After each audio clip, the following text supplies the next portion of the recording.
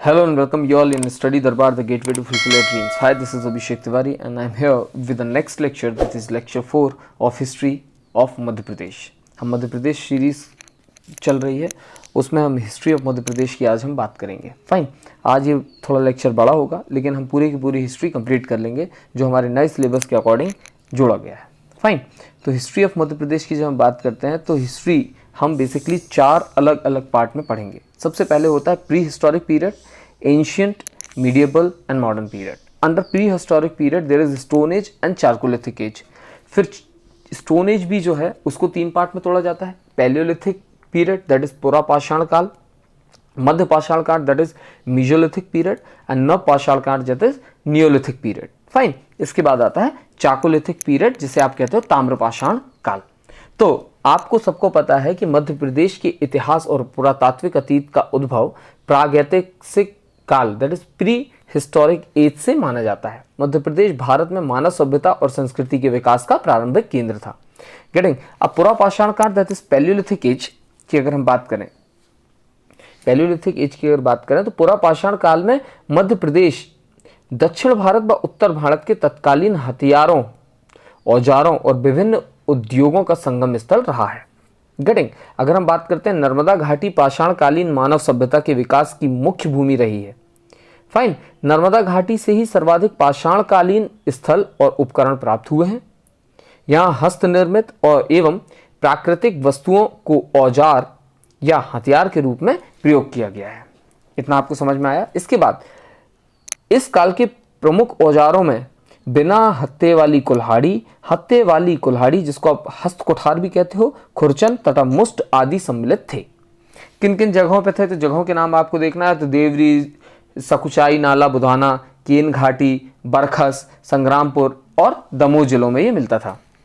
यहीं पे अगर हम देखें तो अमरकंटक से होशंगाबाद जिले तक विस्तृत नर्मदा घाटी से स्तनधारी पशुओं के जीवाश्म भी प्राप्त हुए हैं. Fine. Pre historic era, human of that time lived near river valleys and caves. कहाँ पर रहते थे? नदियों के किनारे या तो गुफाओं में रहते थे. Tools made from stones and bone, अब भी हमने देखा. प्री हिस्टोरिक साइट्स अभी मैंने आपको बता दी, मंदसौर, आदमगढ़, पचमरी, महेश्वर, चनेरा, नेमावर, रायसेन, सागर, होशंगाबाद, दमोह, ये सारे इनके प्री हिस्टोरिक साइट्स हैं. ठीक है. क्या क्या थे औजार की मैंने बात की अभी. Hand axes, scraper were used in that age. River कौन कौन सी थी? Narmada, Chambal, Parvati, Betwa, Bainganga are the river valleys around which evidence of the stone age found. अब क्या क्या मिला वो हम देख लेते हैं. तो भाई जो आर्कियोलॉजिस्ट थे डॉक्टर अरुण सोनकिया ने 5 दिसंबर 1982 दैट इज 5 दिसंबर 1982 को सीहोर जिले के हथनौरा नामक स्थल में उत्खनन के दौरान मानव जीवाश्म दैट इज मानव खोपड़ी के साक्ष्य प्राप्त किए जो अब तक भारत में प्राप्त मानव अवशेषों में प्राचीनतम है, सबसे ओल्डेस्ट है. इसका नाम नर्मदा मानव रखा गया. क्यों रखा गया? नर्मदा नदी के किनारे मिला इसलिए. Then again doctor HD Sankalia तथा सुपेरकर को महादेव पिपरिया होशंगाबाद से 860 दैट इज 860 औजार प्राप्त हुए हैं तथा जबलपुर के भेड़ाघाट के समीप जल प्रक्रिया द्वारा बेलित पर्त दैट इज फ्लिक के साक्ष्य प्राप्त हुए हैं. इसके अतिरिक्त नरसिंहपुर के निकट भुतरा नामक स्थान से पाषाणकालीन उपकरण प्राप्त हुए हैं जो मध्य प्रदेश के सबसे प्राचीन उपकरण माने जाते हैं. हमेशा याद रखें इसी. ठीक है.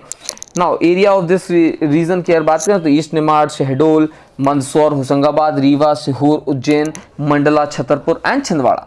इसके बाद नियोलिथिक एज के बारे में भी दिया है तो उसके बारे में हम डिटेल में थोड़ा सा देख लेते हैं. पहले मध्य पाषाण काल that is mesolithic age. Hoshangabad जिले में स्थित आदमगढ़ शैलाश्रय से RB जोशी ने मध्य पाषाण कालीन लगभग 25,000 लघु पाषाण उपकरण प्राप्त किए थे. आदमगढ़ से मानव के पशुपालक होने का प्रथम साक्ष्य प्राप्त हुआ. इसके अतिरिक्त यहां से मानव शव के साथ कुत्ते के दफनाए जाने का प्रमाण भी मिलता है. CL कार्लाइल द्वारा वर्ष 1867 में विंध्य क्षेत्र में लघु पाषाण उपकरणों की खोज की गई. धार जिले में स्थित प्रसिद्ध बाघ गुफाओं दैट इज बाघिन नदी के तट पर के समीप मध्य पाषाण काल से लेकर नव पाषाण काल तक के उपकरणों की प्राप्ति हुई.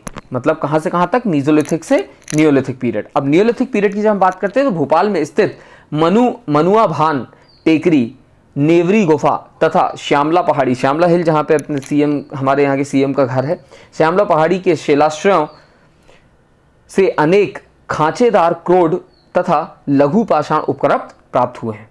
गेटिंग, इतना सबको समझ में आया। रीवा संभाग के अंतर्गत सोन नदी की तलहटी तथा इटार पहाड़, बनास तथा मोहन नदी घाटी के मध्य अनेक नवपाषाणकालीन उपकरणों की प्राप्ति हुई। रीवा जिले में चचाई जलप्रपात और गोविंदगढ़ तालाब के निकट लघु पाषाणकालीन उपकरण खोजे गए। चचाई जलप्रपात मध्य प्रदेश का सबसे ऊंचा जलप्रपात है, याद रखना।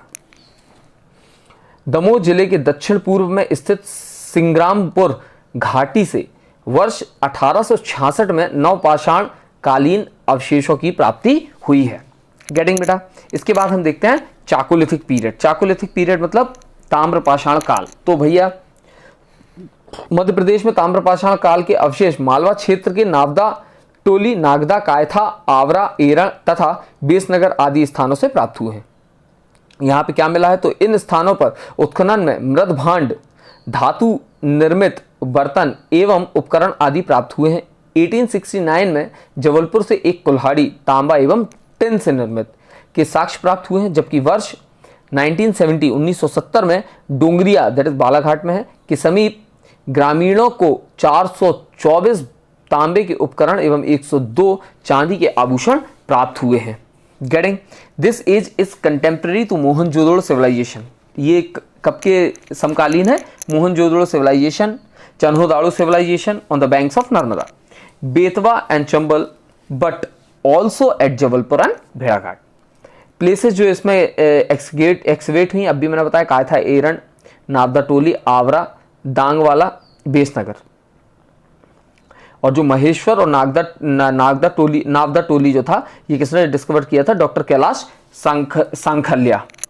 ठीक है। Nomadic life ended and farming and cattle rearing started. Nomadic life खत्म हुई और यहाँ से क्या हुआ, लोगों ने पशुपालन करना स्टार्ट किया। अमंग एनिमल्स, कौन कौन से जानवर ये पालते थे, काऊ, गोट, डॉग्स वर रेयर्ड। हमने देखा इसके पहले भी कि कुत्ते को दफनाते हुए भी देखा गया। ठीक है। मध्य प्रदेश के प्रमुख शैलाश्रय एवं शैलक्षेत्र अगर हम देखें तो इसमें इंपॉर्टेंट है जो वो पढ़ लेते हैं, शैलाश्रय एवं शैलक्षेत्र और स्थान उनके मैं बता रहा हूँ।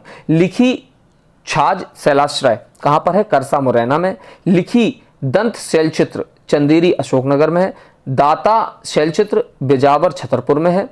चुरना गुंदी शैलक्षेत्र कांति होशंगाबाद में है। निशानगढ़ काजरी शैलक्षेत्र पचमढ़ी होशंगाबाद में है। बेलखंदान शैलक्षेत्र पचमढ़ी होशंगाबाद में है। हर्रापाल शैलक्षेत्र बौरी होशंगाबाद में है। देन झंझारी शैलक्षेत्र शैलाश्रय कटनी में है। रानी माची शैलाश्रय चितरंगी सिंगरौली में है। आई होप इतनी सारी चीज़ें आपको क्लियर हो गई होंगी। इसके बाद हम आते हैं एंशिएंट पीरियड में। एंशिएंट पीरियड मैंने अभी बताया, एंशिएंट पीरियड की जब हम बात करते हैं तो एंशिएंट पीरियड में हम क्या पढ़ेंगे, सबसे पहले वैदिक एरा कि वैदिक एरा में क्या क्या हुआ करता था। तो वैदिक एरा पे आ जाते हैं। वैदिक era started from arrival of Aryans. वैदिक एरा कहाँ से स्टार्ट होता है, जब आर्यंस का इन्वेजन या आर्यंस हमारे भारत में आए थे। Who came from central Asia. कहाँ से आए थे ये लोग, सेंट्रल एशिया से आए थे, हमेशा याद रखना। Fine. With the setting of Aryans, there was a tribe of Yadavs who settled in this region. जब हमारे यहाँ आर्यंस आए तो हमारे यहाँ कौन सी ट्राइब थी, यादव से, जो यहाँ पे पहले से ही रह रहे थे। इन लेटर वैदिक सिविलाइजेशन अकॉर्डिंग टू ऐतरेय ब्राह्मण scriptures Nishad tribe lived in dense forest of Vindhyachal. Vindhyachal के डेंस फॉरेस्ट में कौन रहते थे, स्क्रिप्चर निषाद ट्राइब रहती थी ऐतरेय ब्राह्मण की अनुसार। Then one of the 10 sons of Manu के 10 पुत्रों में से एक जिसका नाम था Karush clan was established at Baghelkhand. Baghelkhand में कौन सा क्लेन स्टैब्लिश किया, करुष क्लेन स्टैब्लिश किया। Then चंद्रवंश मनु's daughter Ila married Som and established Ail dynasty at Baghelkhand. Manusmriti के अनुसार सोम रूल्ड फ्रॉम बुंदेलखंड। सोम ने कहां पर रूल किया, बुंदेलखंड से बुघेलखंड तक रूल किया। Then son of king Yadu, Yadu का जो सन था, जो गॉट वैत्रावती बेतवा, चमरावती चंबल और Suktavati Ken river valley and founded the Yadav clan. और यहाँ पर किस वंश की स्थापना हुई, यादव क्लेन की स्थापना। यहीं से अगर हम बात करते हैं उत्तर वैदिक संहिताओं की, ब्राह्मण ग्रंथों की और अरण्यकों की में मध्य प्रदेश से संबंधित विवरण प्राप्त होते हैं। कौशितकी उपनिषद में अप्रत्यक्ष रूप से विंध्य पर्वत का उल्लेख है, याद रखना। शतपथ ब्राह्मण तथा वैदिकोत्तर साहित्य में रेवोत्तरम का उल्लेख मिलता है, जिसे इतिहासकार वेबर द्वारा रेवा नदी मानते हैं। रेवा नदी मतलब नर्मदा नदी मानते हैं। महर्षि अगस्त के नेतृत्व में नर्मदा घाटी में यादवों का एक समूह बस गया था, जिसके बारे में अभी हमने पढ़ा, और यहीं से इस क्षेत्र में आर्यों का आगमन प्रारंभ हुआ। उत्तर वैदिक काल में कुछ अनार्य विशेषकर निषाद जाति के लोगों का ऐतरेय ब्राह्मण में उल्लेख मिलता है, जो मध्य प्रदेश में घने जंगलों में निवास करते थे। Then, after that, Ikshvaku clan की अगर हम बात करते हैं, it was established under Manu son Ikshvaku. Manu का जो पुत्र था इक्ष्वाकु, उसके अंडर में इस वंश की स्थापना हुई। रूल्ड आर दंडकारण्य का जो जंगल मानते हैं, जहां से बोला जाता था कि श्री राम ने बहुत साल यहाँ बिताए हैं, तो वहां पे किसका राज था? इक्ष्वाकु का। The glorious king of the clan Mandhata send his son पुरुषोत्तातो Central India to help Nag king. Nag princess Riva, that is Narmada, married to Purush Sukta. Then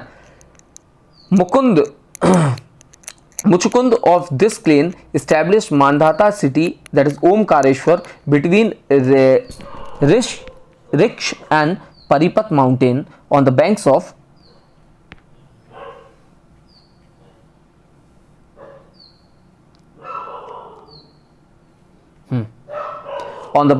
river Narmada. Then next आता है हमारा Hayek dynasty, established by grandson of Yadu. Yadu का जो grandson था, यादव वंश, यदु का जो ग्रैंडसन था, हायक डायनेस्टी की स्थापना की। King Mahishmati of this clan established Mahishmati on banks of Narmada नदी। महिष्मति वो जिसके बारे में आपने पढ़ा होगा या देखा होगा मूवी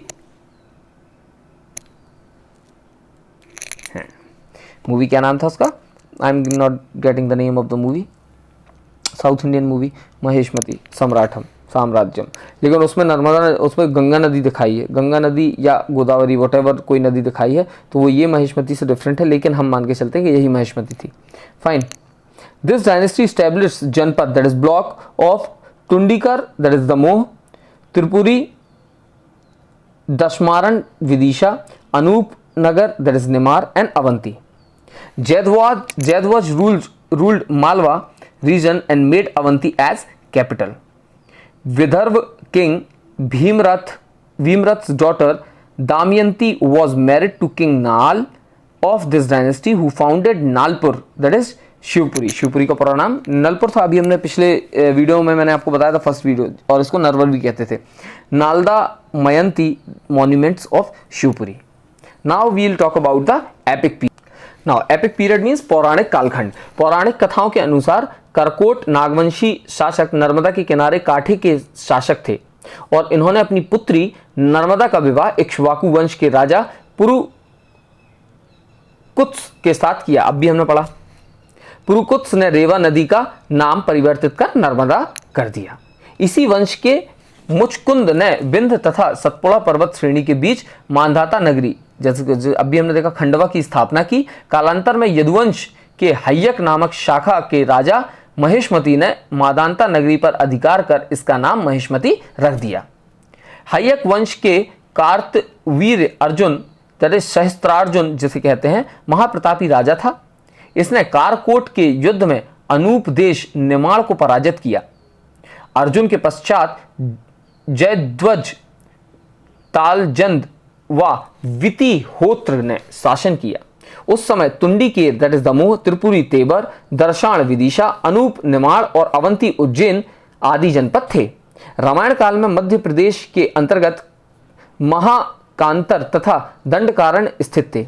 कालिदास के महाकाव्य रघुवंश के अनुसार भगवान श्री राम के पुत्र कुश दक्षिण कौशल के राजा तथा शत्रुघ्न के पुत्र शत्रुधाती सुबाहु ने दर्शान विदिशा पर शासन किया था, याद रखना। अपार्ट फ्रॉम दैट अगर हम देखें, रामायण, महाभारत तथा पुराणों के अनुसार अंतिम वैवस्वत मनु के 10 पुत्रों में से करुष नामक पुत्र द्वारा कारुष या कुरुष देश की स्थापना की गई, जिसे वर्तमान में बघेलखंड के नाम से जाना जाता है।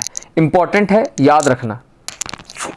ययाति के पुत्र यदु द्वारा स्थापित यादव वंश का राज्य चरमावती, जिसको हम चंबल के नाम से जानते हैं, वेत्रवती, जिसको हम वेतवा के नाम से जानते हैं, तथा शुक्तिमती दैट इज केन नदी तक विस्तृत था। बुंदेलखंड के दतिया जिले का नाम महाभारत में वर्णित कुख्यात दैत्य दंतवक्र के नाम पर रखा गया। दंतवक्र को भगवान श्री कृष्ण ने पराजित किया था, जिसके पश्चात वे गोपाल कक्ष कहलाए।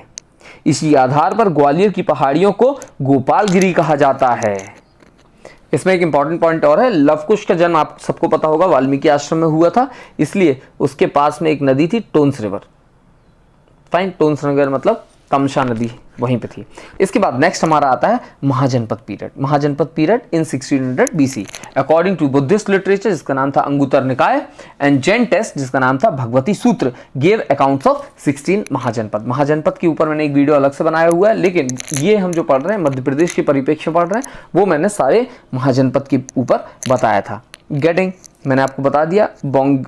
देन सबसे पहले अगर हम इसमें पढ़ते हैं तो चेदी एंड अवंती महाजनपद इन मध्य प्रदेश। मध्य प्रदेश में 2 महाजनपद आती थी, एक चेदी और दूसरी अवंती।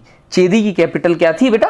शक्तिमती, याद रखना, ठीक है, क्या थी? शक्तिमती। चेदी राज्य का विस्तार सोन और नर्मदा घाटियों के मध्य था। परवर्ती चेदी राज्य में कलचुरी वंश का शासन था, जिसका विस्तार उत्तर में कालिंजर तक था। महाभारत कालीन चेदी राज्य की राजधानी शुक्तिमती या शुक्ति साहवय थी, जिसे जातक कथाओं में शुक्तिवती कहा जाता है। याद रखना बेटा। फाइन, इसके बाद आता है हमारा कौन सा? अवंती। तो अवंती की बात करते हैं तो यह महाजनपद मध्य तथा पश्चिमी मालवा क्षेत्र में स्थित था। इसके 2 भाग उत्तरी अवंती तथा दक्षिणी अवंती थे। उत्तरी अवंती की राजधानी उज्जैनी तथा दक्षिणी अवंती की राजधानी महिष्मती थी। इन दोनों के मध्य वेत्रवती नदी, इसका वेत्रवती नदी क्या थी? अभी बताया था, बेतवा प्रवाहित होती थी। जीवक के लेखों में विदिशा, गोनद दैट इज आधुनिक दुराहा, उज्जैन तथा महिष्मती का उल्लेख मिलता है। बौद्ध तथा जैन ग्रंथों के अनुसार अवंती के 2 अन्य प्रसिद्ध नगर कुररघर तथा सुदर्शनपुर थे।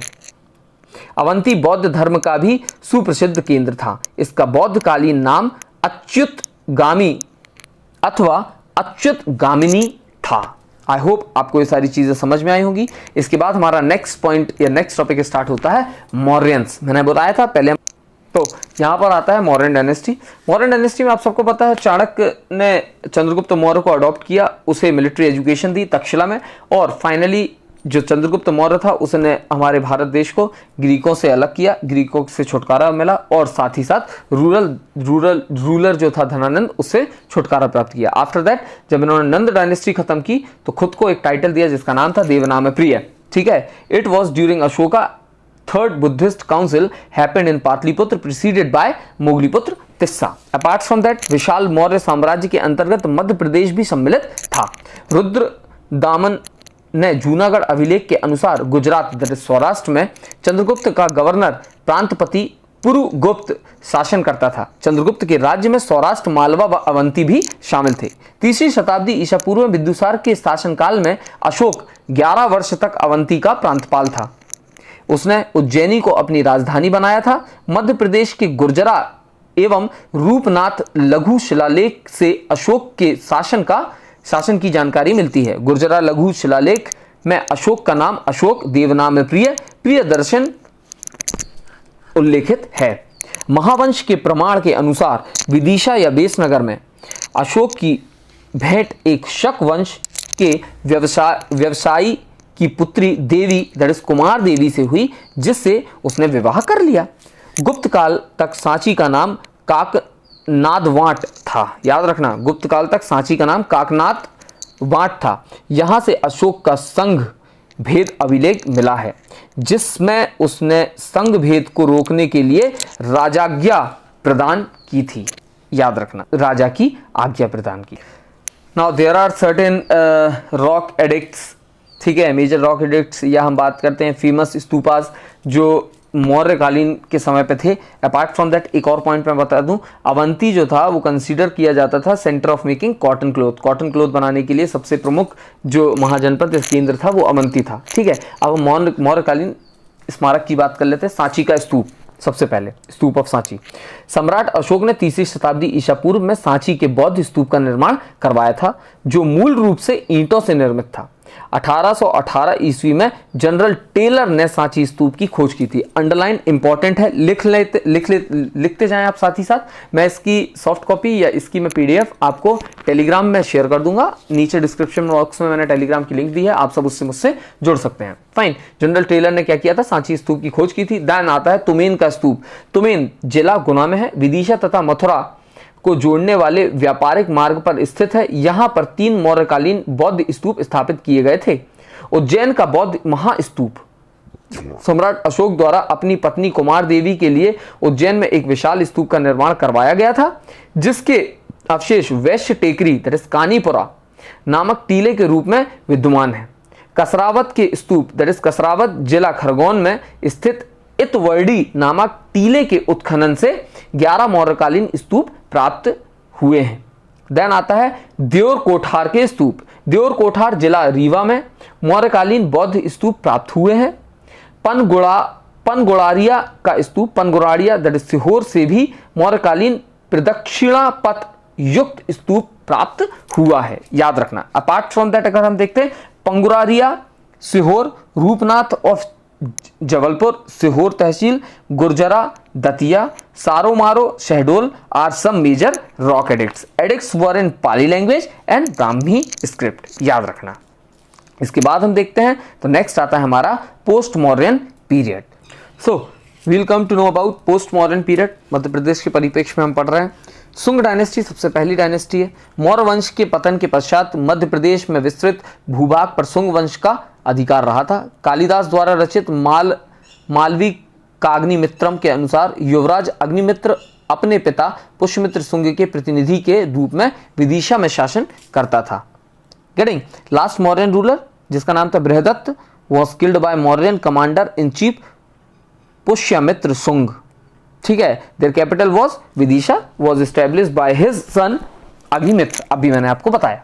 फाइन, इसके बाद अगर देखते हैं, सुंग वंश के वंशज उज्जैन से संबंधित थे। सुंग वंश के 8वें शासक जिसका नाम था भागवत, काशीपुत्र भागवत्र के शासनकाल में ग्रीक राजा एंटियाल्किडस का राजदूत हेलिडोरस विदिशा आया था। उसने यहां भगवान विष्णु को समर्पित प्रसिद्ध गरुड़ स्तंभ का निर्माण करवाया था। अंडरलाइन कर लेना, भगवान विष्णु को समर्पित प्रसिद्ध गरुड़ स्तंभ किसने बनवाया था? हेलिडोरस का निर्माण करवाया था। इसे वर्तमान में खाम बाबा के नाम से जाना जाता है। डू रिमेंबर दिस पॉइंट, बहुत इंपॉर्टेंट है, बहुत ज्यादा इंपॉर्टेंट है, पेपर में ये आता है।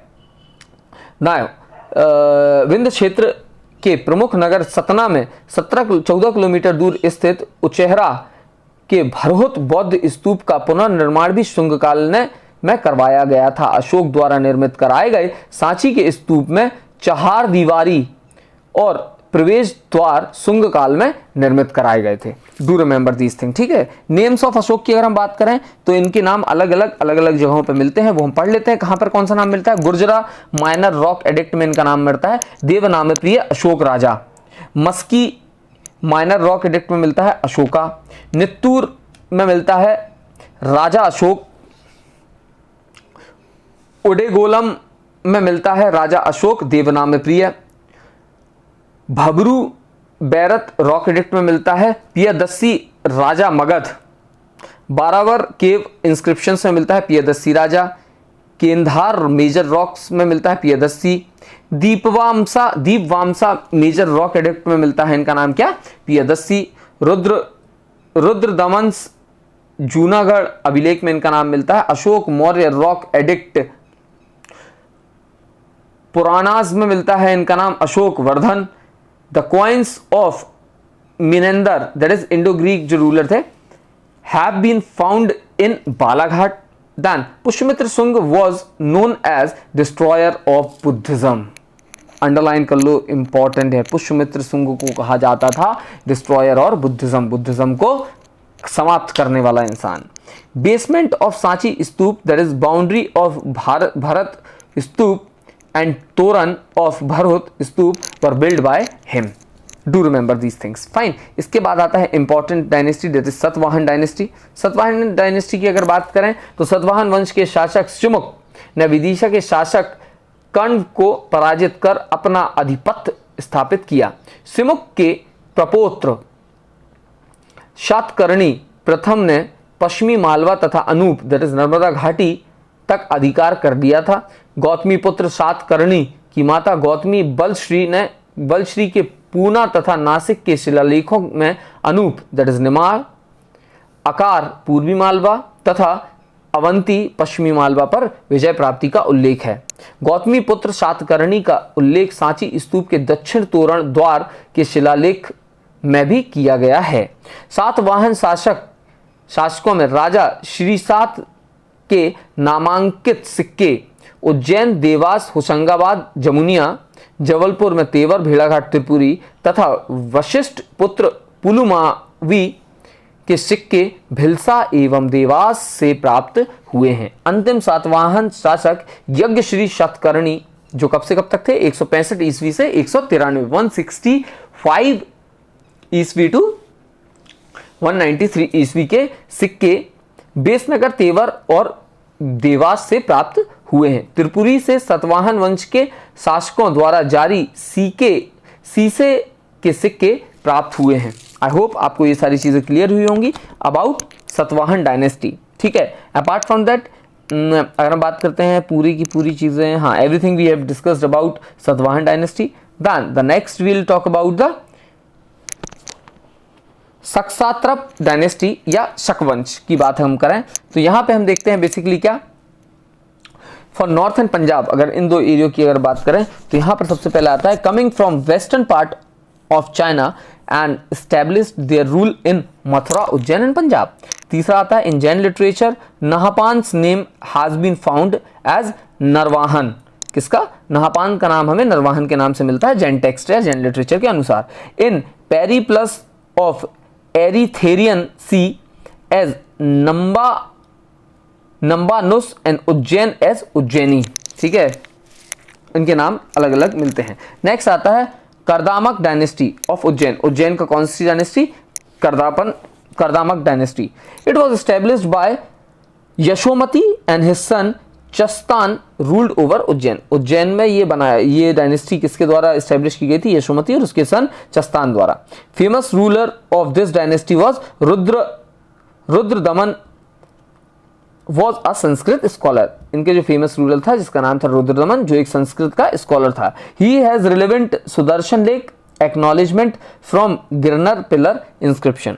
Rudradaman issued dated silver coin. Rudradaman ने ऐसे सिक्के चलवाए जिनमें डेट्स लिखी थी, डेट्स मेंशन थी। Rudradaman third was killed. Vikramaditya and Gupta empire annexed Ujjain. इसके बाद क्या हुआ? विक्रमादित्य और गुप्ता एम्पायर जो था उन्होंने कब्जा कर लिया उज्जैन में। किसको मार के? रुद्रदमन थर्ड को मार के। फिर आता है हमारा कुषाण डायनेस्टी। कुषाण डायनेस्टी की बात करते हैं तो कुषाण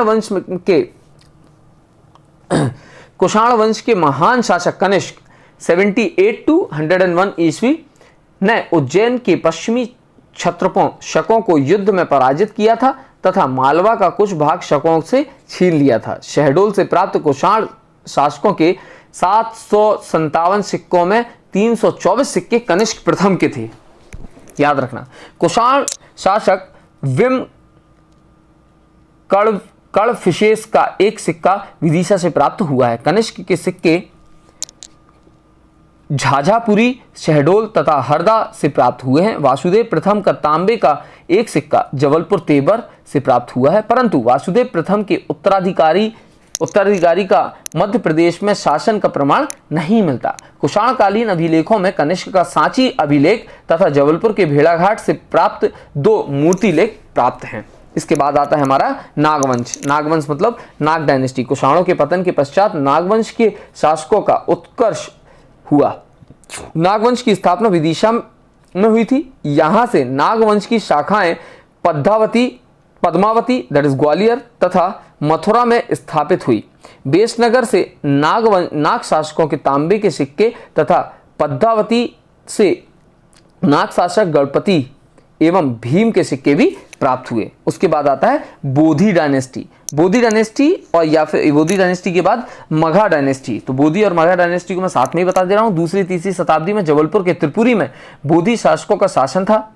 त्रिपुरी उत्खनन में इस राजवंश के जो मृण मुद्रांकन प्राप्त हुए हैं उनसे इस वंश के 4 शासक श्रीबोधी, बसुबोधी, चंद्रबोधी, शिवबोधी के नाम ज्ञात हुए हैं। लगभग इसी समय मध्य प्रदेश के बघेलखंड क्षेत्र में मगवंश के शासकों का आधिपत्य था। अब मगवंश क्या है? इस वंश का प्रथम शासक भीमसेन था। अन्य प्रसिद्ध राजा भद्रमग और शिवमग थे। बोधी तथा मगवंश के शासकों के सिक्के, मोहर तथा शिलालेख कौशाम्बी एवं भीटा के अतिरिक्त बांधवगढ़ दैट इज जिला उमरिया से प्राप्त हुए हैं। मगवंशी राजाओं ने कुषाणों का अत्यधिक प्रतिरोध किया था। Do remember this thing. इसके बाद हमारे पास इंपॉर्टेंट आता है गुप्ता पीरियड, जो सबसे ज्यादा इंपॉर्टेंट है, या गुप्त वंश। गेटिंग फाउंडर आप सबको पता है श्री गुप्ता। गुप्त वंश के सर्वाधिक पराक्रमी शासक समुद्रगुप्त 335 से 380 ईस्वी ने मध्य तथा दक्षिण भारत के राज्यों पर विजय प्राप्त कर विशाल साम्राज्य की स्थापना की थी। समुद्रगुप्त अपने विजय अभियान के समय सागर से प्रवेश कर दमोह, जबलपुर, मंडला होते हुए दक्षिण की ओर गया था।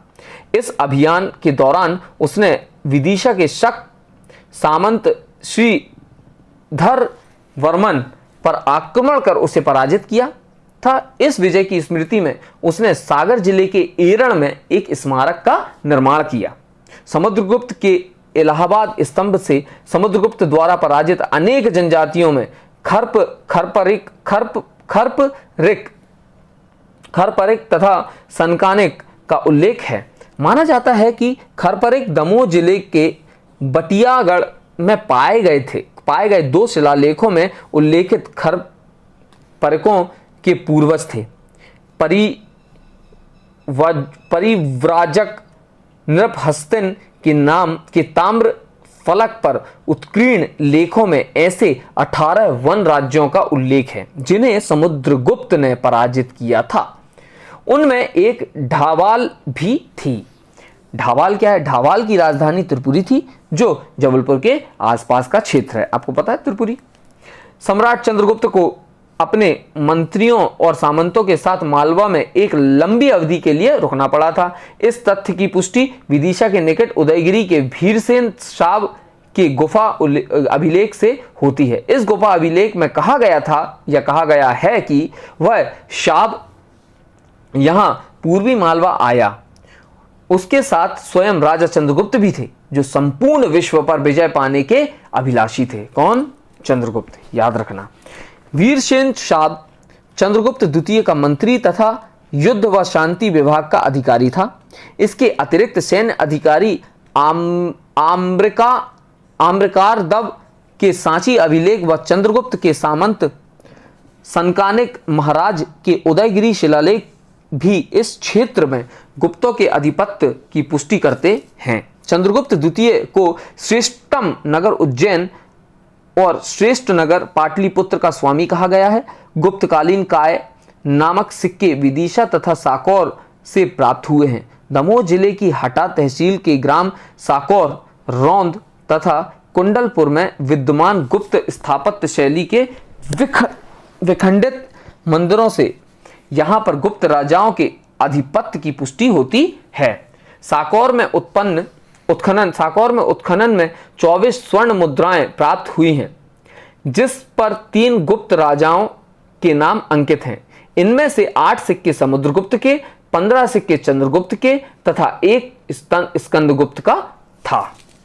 इसके बाद अगर हम और देखते हैं तो कुमारगुप्त के शासनकाल में भारत वंश पर हूणों के आक्रमण प्रारंभ हो गए थे। स्कंदगुप्त ने हूणों के विरुद्ध अद्भुत पराक्रम का प्रदर्शन करते हुए उन्हें पराजित किया, परंतु हूणों के बार आक्रमण से गुप्त साम्राज्य को आघात पहुंचा। यद्यपि बुद्धगुप्त 477 से 500 ईस्वी के एरण शिलालेख में ज्ञात होता है कि सागर क्षेत्र में गुप्त राज्य बना रहा। ग्वालियर अभिलेख में बताया गया है कि हूण शासक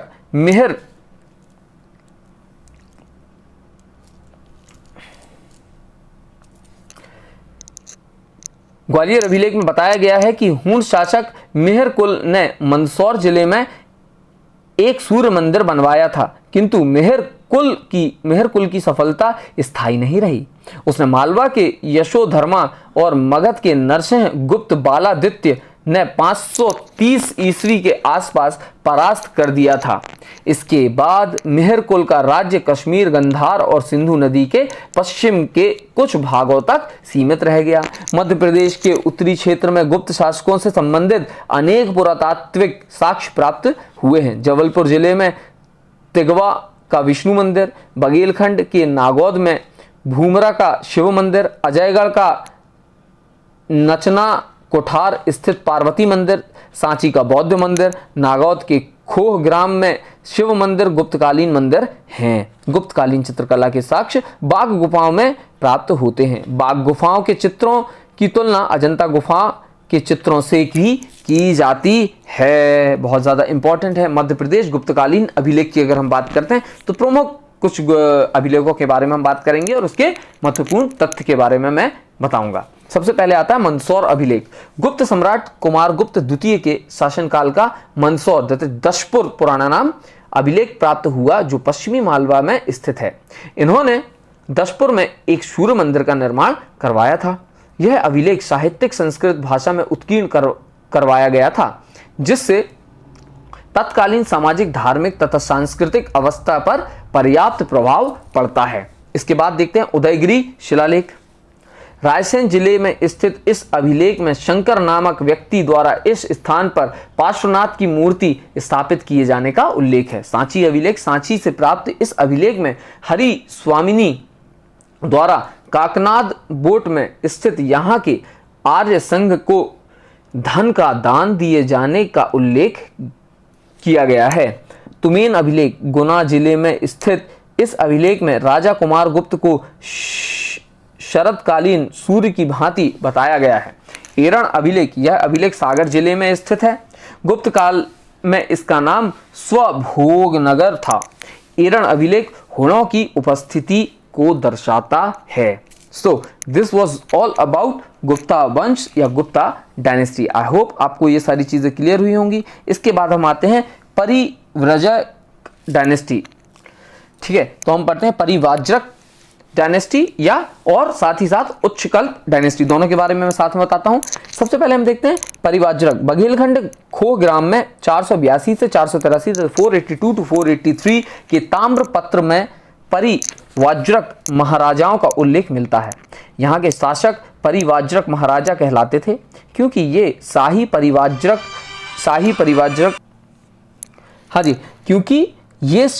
परिव्राजक राजश्री सुशर्मन के वंशज थे। इनकी राजधानी नागौद रियासत में थी।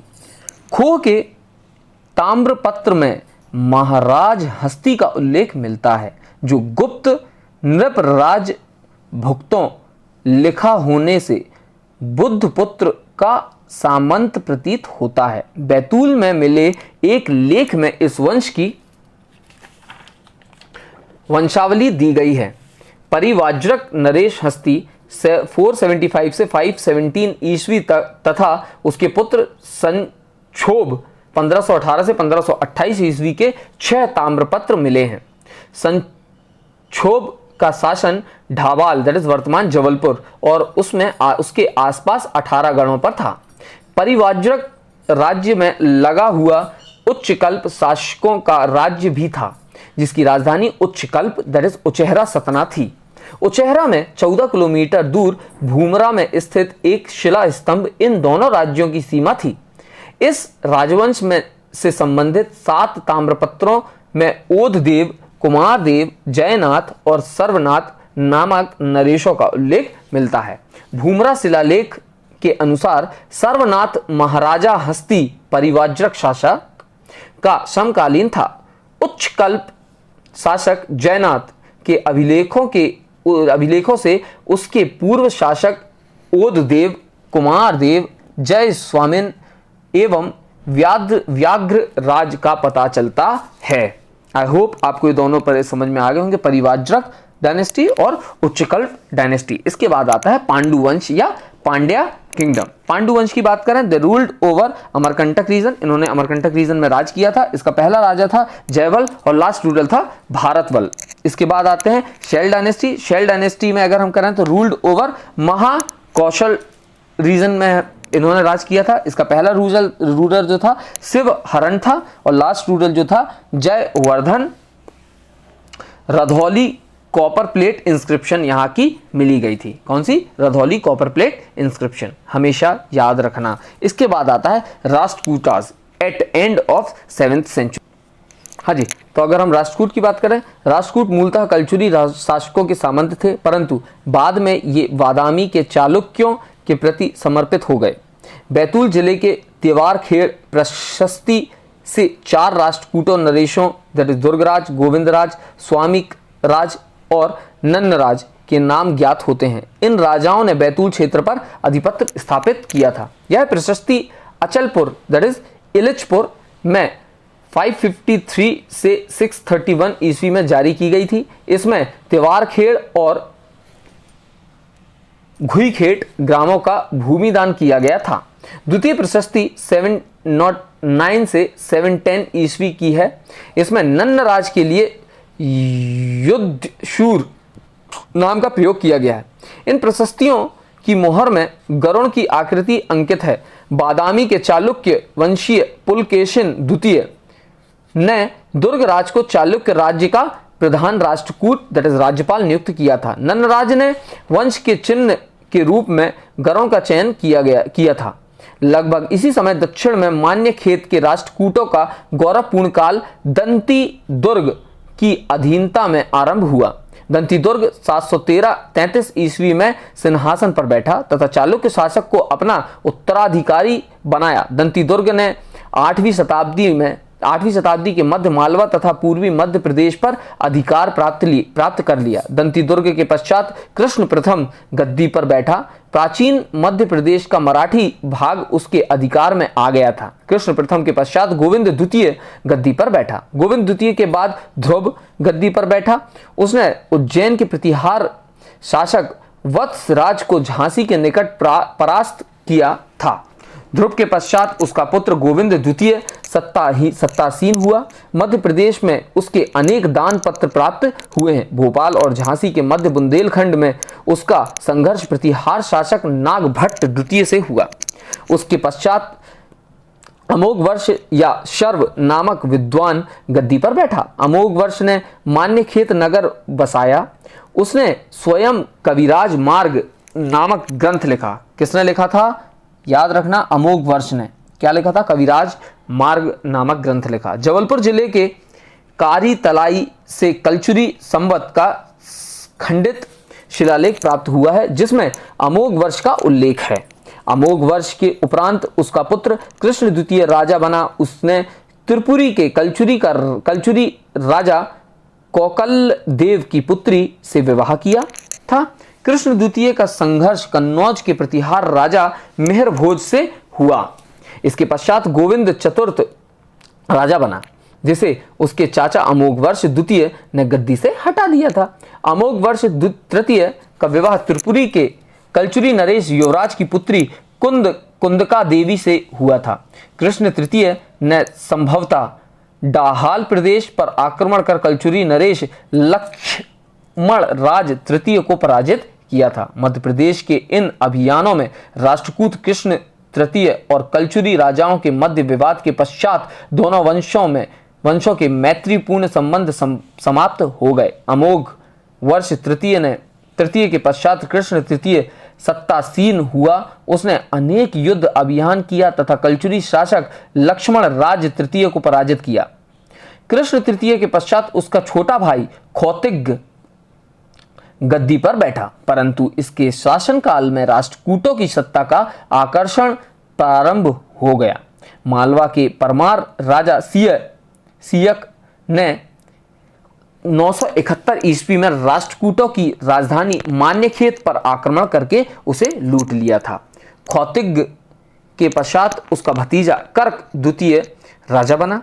उसकी अयोग्यता का लाभ उठाकर उसके चालुक्य सामंत तैलप द्वितीय ने उसे परास्त कर राष्ट्रकूटों के साम्राज्य पर अधिकार कर लिया। इस प्रकार राष्ट्रकूटों ने लगभग 225 वर्षीय गौरवशाली शासन का अंत हो गया और यहां से फिर स्टार्ट होता है गुर्जर प्रतिहार वंश।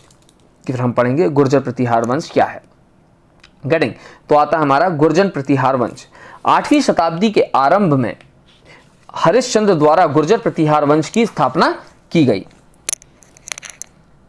की एक शाखा मालवा में स्थापित की गई। हरिश्चंद्र के पुत्र नागभट्ट प्रथम ने 730 ईस्वी के लगभग मालवा दैट इज उज्जैन में गुर्जर प्रतिहार वंश की स्थापना की। नागभट्ट प्रथम के बाद उसके पुत्र कुकुस्थ और देवराज गद्दी पर बैठे। तत्पश्चात देवराज का पुत्र वत्स राज शासक बना।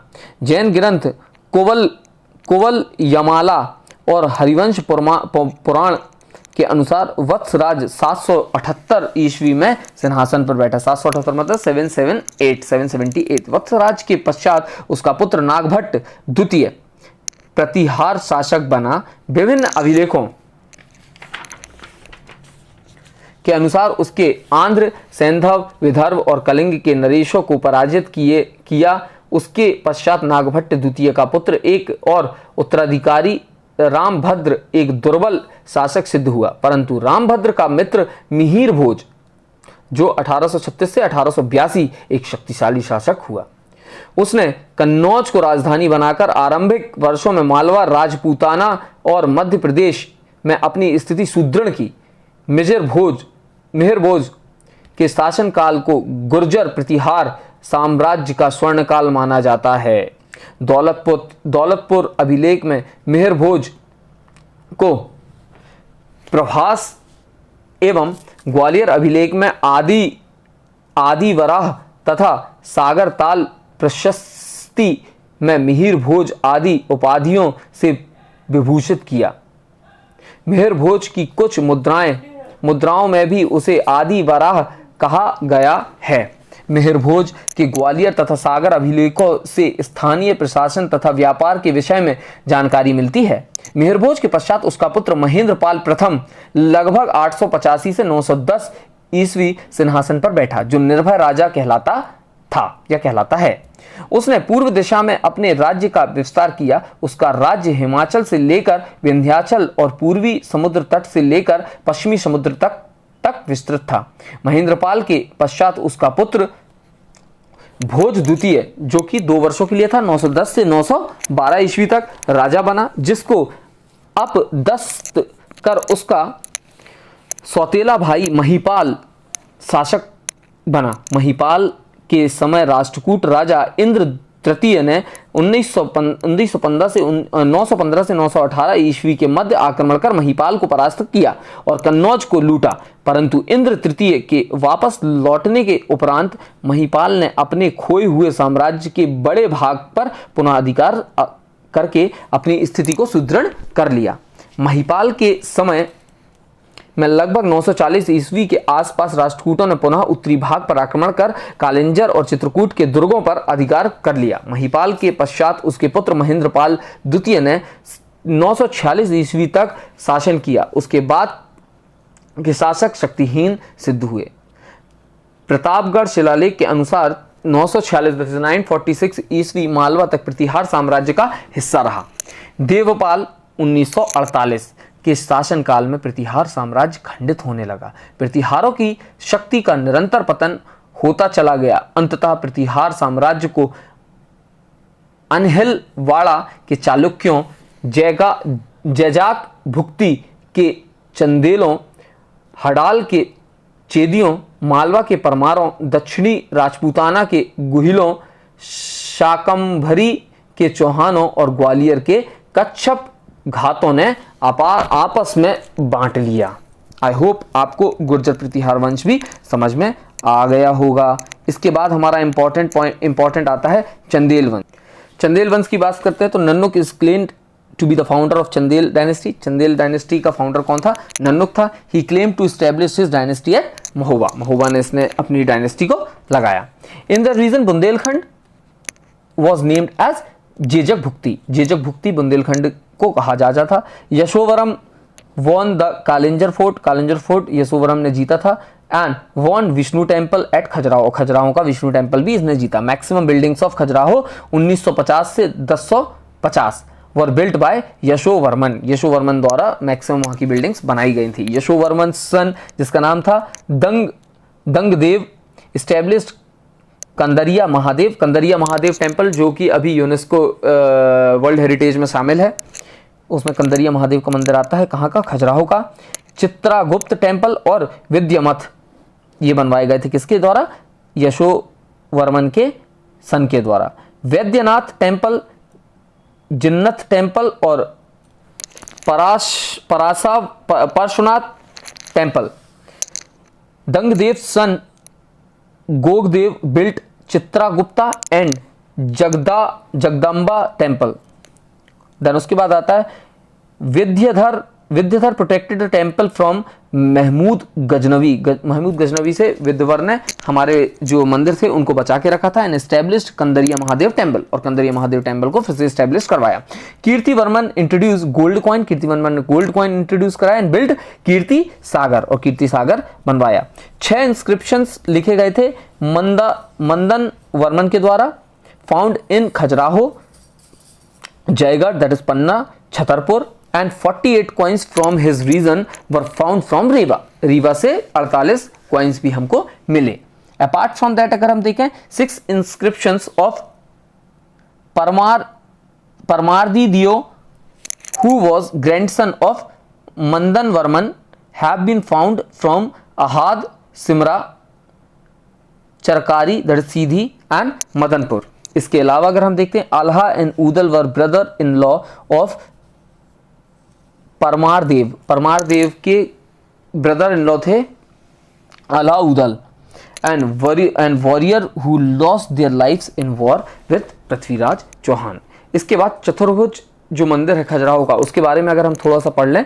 देवपाल से यशोवर्मन को विष्णु की प्रतिमा प्राप्त हुई, जो देवपाल के पिता को कांगड़ा नरेश शाही से प्राप्त हुई थी। शाही ने यह मूर्ति भोज या तिब्बत के राजा से प्राप्त की थी।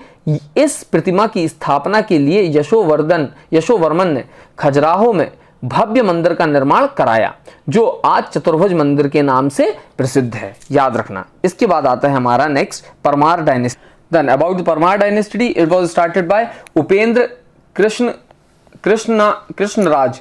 याद रखना, आपको नाम क्या याद रखना है, हर डायनेस्टी में किसने उस डायनेस्टी को बनाया था, स्टैब्लिश किया था, और उसका लास्ट रूलर कौन था। ये बहुत इंपॉर्टेंट है, ये पॉइंट आ सकते हैं। बहुत ज़्यादा डिटेल में अगर हम गए, जितना मैंने आपको बता दिया 2-3 वंश में मैंने आपको बहुत ज़्यादा डिटेल में बताया, उसको एक बार आप पढ़ लें, एक बार आप सुन लें, उसके अलावा ज़्यादा उसको रिकॉल करने की ज़रूरत नहीं है, या 2-3 बार इस वीडियो को देख लें। अगर आपको लग रहा है कि वीडियो में बहुत जल्दी जल्दी बोल रहा हूँ तो आप इसको स्लो भी कर सकते हैं यूट्यूब में, और अगर आपको लग रहा है मैं बहुत धीरे बोल रहा हूँ तो इसको जल्दी भी कर सकते हैं। परमार डायनेस्टी इसकी स्थापना किसने की थी? उपेंद्र कृष्णराज ने, who was feudal of Pratihara and Rashtrakuta. Pratihara और राष्ट्रकूट के समय वो एक फ्यूडल पर्सन था। First independent ruler of this dynasty was Simuk. इस समय का या इस डायनेस्टी का पहला इंडिपेंडेंट रूलर कौन था? सिमुक था। तो हम सिमुक को ही बोल सकते हैं इंडिपेंडेंट रूलर और द स्टार्टर और the established person who established Parmar dynasty. Very famous ruler of this dynasty was Raja Bhoj, who constructed Bhojtal. Bhopal में आपने देखा होगा तालाब में राजा भोज की बहुत बड़ी मूर्ति बनी हुई है, उन्होंने कंस्ट्रक्ट करवाया था भोजताल। सरस्वती टेम्पल जो कि धार में है, and also a Sanskrit school as he was a scholar and a poet. His capital was Dhar, important था। देन आता है कल्चुरी डायनेस्टी। कल्चुरी डायनेस्टी की बात करें, this dynasty ruled over Mahishmati and Krishnaraj were its first ruler. First ruler इसके कौन थे? Krishnaraj. Kalchuri dynasty shifted its capital of Tripuri due to few conquest. कुछ कारणोंवश उन्होंने अपनी कैपिटल त्रिपुरी में शिफ्ट कर दी। Kokalla one was the founder of this dynasty. इस डायनेस्टी का अगर फाउंडर की बात करते हैं तो कोकाला वन था। बिलहारी इंस्क्रिप्शन जो कि जबलपुर में मिलता है, उसमें कल्चुरी डायनेस्टी के बारे में पता चलता है। The famous poet Rajshekhar lived in the court of Yuvaraja one. जो राजशेखर जो एक फेमस पोएट हैं वो इनके कोर्ट में रहा करते थे, किनके? युवराज वन के में। Then Karnadev along with Chalukya king Bhima defeated Paramara ruler Bhoj, Bhoj को हराया था कर्मदेव ने, किसके साथ मिलके, चालुक्य किंग भीम के साथ मिलके राजा भोज को हरा गया था। राजा भोज परमार वंश के जो थे। इसके बाद आता है तोमर डायनेस्टी। तोमर डायनेस्टी 14वीं सेंचुरी में Veer Singh Dev establish Tomar dynasty in Gwalior, Gwalior में तोमर डायनेस्टी की स्थापना की। राजा सूरज सेन बिल्ट ग्वालियर फोर्ट, ग्वालियर का किला किसने बनवाया था, राजा सूरज सेन ने 565 एडी में।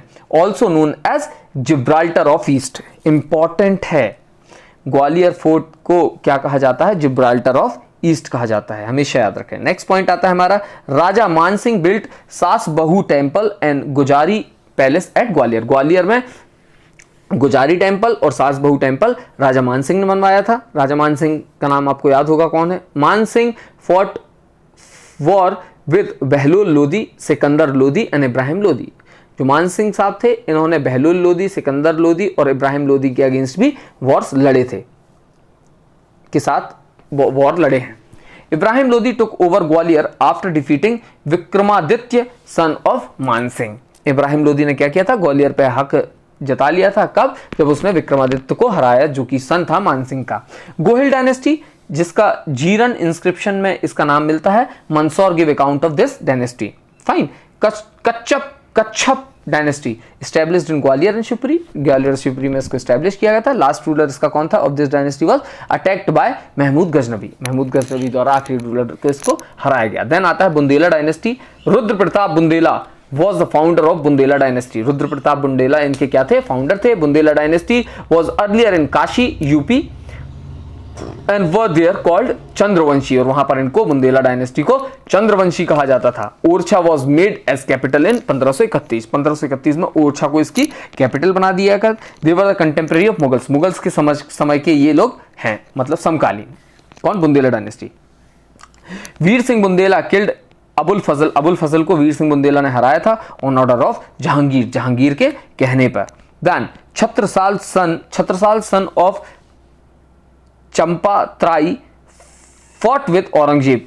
कवि Bhushan and Keshav Das were court poet of Chhatrasal, Chhatrasal के समय पे उनके कोर्ट पोएट हुआ करते थे कवि भूषण और Keshav Das. Jejak Bhukti region was renamed as Bundelkhand in region of Bundelas in 15th century. 15वीं शताब्दी में जीजक भुक्ति का नाम बुंदेलखंड रख दिया गया था बुंदेला के द्वारा। इसके बाद आता है बघेल, बघेलखंड बनाया होगा। Baghel dynasty, they were sub clan of Solanki at Gujarat. This dynasty ruled over Rewa, Rewa वाले रीजन में इसने रूल किया, इसलिए उसे बघेलखंड रीजन कहते हैं। Tansen was previously the court poet of Ramchandra Singh Baghel and later he gifted him to Akbar. Ramchandra Singh Baghel के कोर्ट में तानसेन हुआ करते थे, बाद में इन्होंने उन्हें गिफ्ट कर दिया था अकबर के कोर्ट में। अकबर के 9 नवरत्नों में तानसेन साहब का भी नाम रहता है, नहीं तानसेन का नाम नहीं रहता, लेकिन Tansen was there. Baghels dynasty accepted sovereignty of Mughals in 1569. The last ruler Martand Pratap Singh was of Baghel dynasty. इसके बाद हमें पढ़ना है मीडिएवल पीरियड। सो पहले ही हमारा वीडियो 1 घंटे का लगभग हो गया है, तो अगर मैं मीडिएवल पीरियड से उसके बाद मॉडर्न पीरियड कराऊंगा तो लगभग 2 घंटे का ही वीडियो हो जाएगा। तो ये वीडियो मैं यहीं पे समाप्त कर रहा हूँ। मैं कंटिन्यू इस वीडियो को रखूंगा and part 2 of this lecture I am going to make shortly. Till then thank you, take care, bye bye.